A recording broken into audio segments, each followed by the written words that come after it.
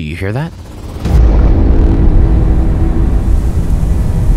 There is an echo, beating to the sound of your soul, attempting to shape the form of your existence.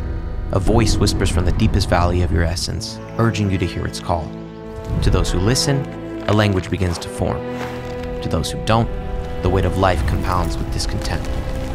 Despite your circumstances, whether you perceive it or not, this echo endures, and with it, a universal truth. Everyone is capable of hearing it. You may not yet, but to those who are open, creative superpowers lie dormant. So ask yourself, are you really listening? We have a tendency to find beauty in nature's most basic forms. If we were to think of the most fundamental essence of existence, even beyond the physical, there is a concept referred to as simples. They have no size, no weight. They're considered just a thought experiment more than anything, but they can reveal profound new insights if you know where to look. What I'm intrigued in is its most elusive form, the simples of humans. What are the simples that make up you? This becomes a personal question with no right or wrong answer. I would like to think the answer doesn't need to be overwhelmingly complex. That seems kind of counter to the whole point. So if instead I ask you, what excites you? What brings you joy? We might have a more productive conversation, but in my eyes, the question is really still the same. So the way I see it, the most genuine person is one in pursuit of finding their simples. So, creative superpowers. The term itself sounds like only a select few have access. Picasso, Michelangelo, Da Vinci.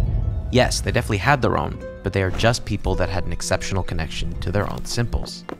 When I use the term creative superpower, I'm not strictly referring to traditionally creative fields like painting or animating. They go far beyond that.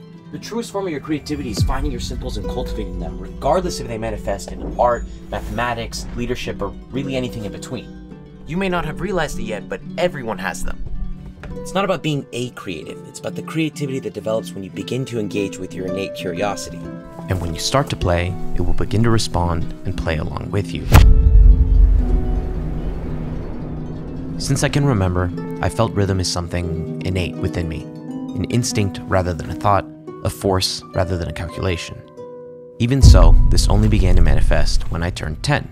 I took up drumming, and with that decision, there was no closing Pandora's box. I could not paint with words the essence of that feeling, as it speaks only through experience. There was an intangible flow state of landing notes on beat to songs I had listened to for years. Unknowingly, I had begun cultivating one of my truest simples. Genuinely, I thought that was the extent of what could be possible with rhythm. I mean, there's nothing more rhythmic than music, right? How could I push this feeling any further? And I was content for a few years until... Suppose you tell me what's so special about that ring. So, what is this? Parvis Sic Parvis Magna. It means greatness from small beginnings.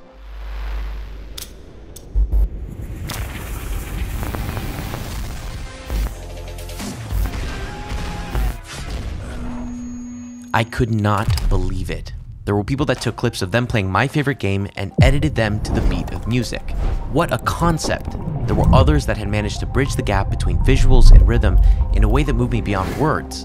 With a video game, this nerdy obsession of mine became everything I needed in. I needed to know what it felt like to create the very pieces that had moved me.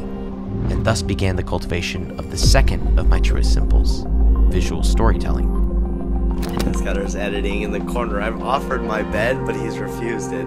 All I was doing was making gaming montages, but something was different this time. This wasn't just finding a new source of inspiration, this was building on the foundation I had already been setting for years. It's like every cut and effect I added was playing the notes of the edit. I was seeing rhythm. So my creative superpowers are drumming and editing? Not quite.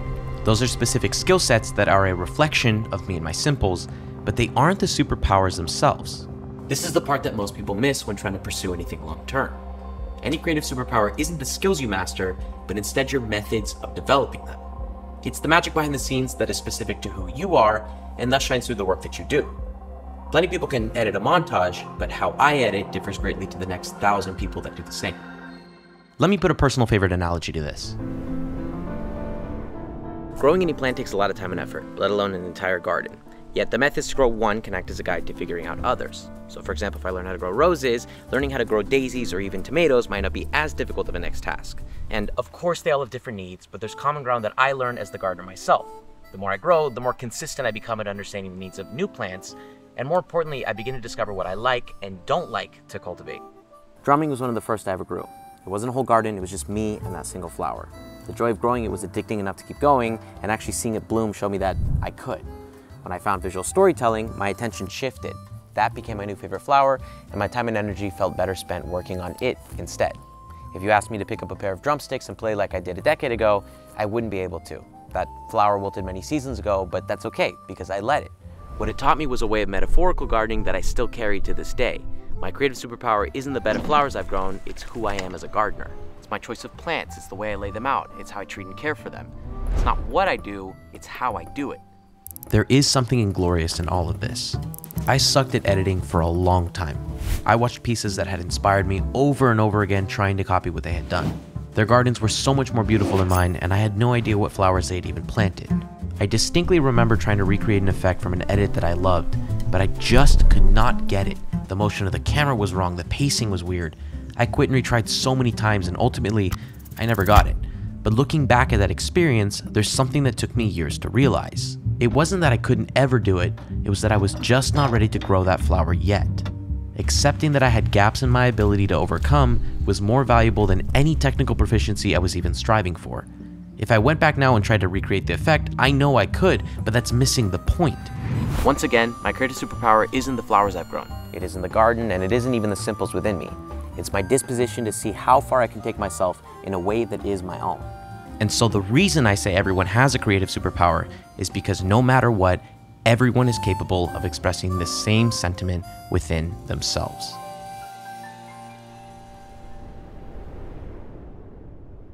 This is not a one-size-fits-all challenge. I've tried to come up with a list of basic advice, but it always ends up feeling dishonest.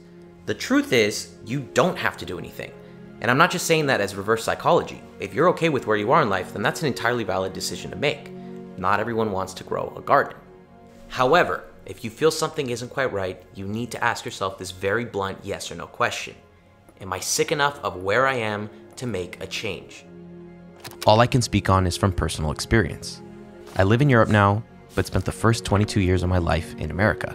After moving out of my parents' house for the first time, I thought I would find what I was looking for across the country.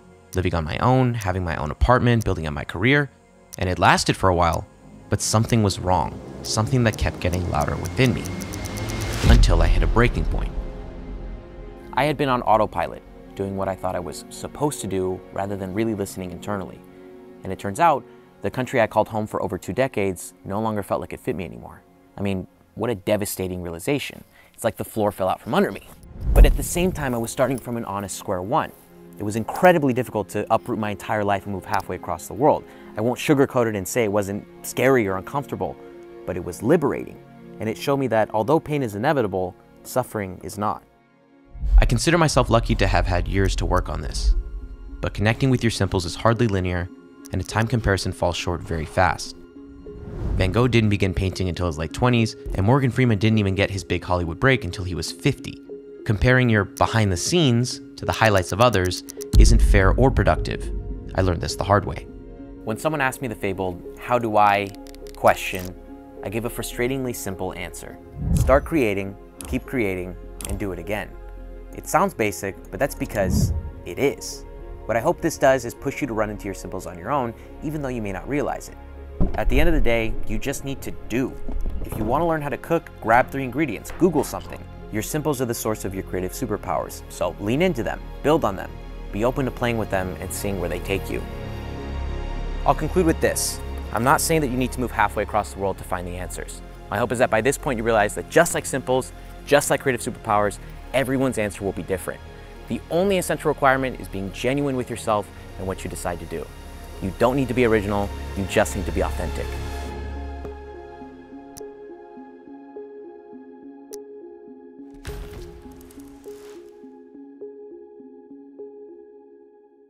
Right here, Skylar. I'm here. How was the game? Tell me about the game. I can get you back in there. How'd you do?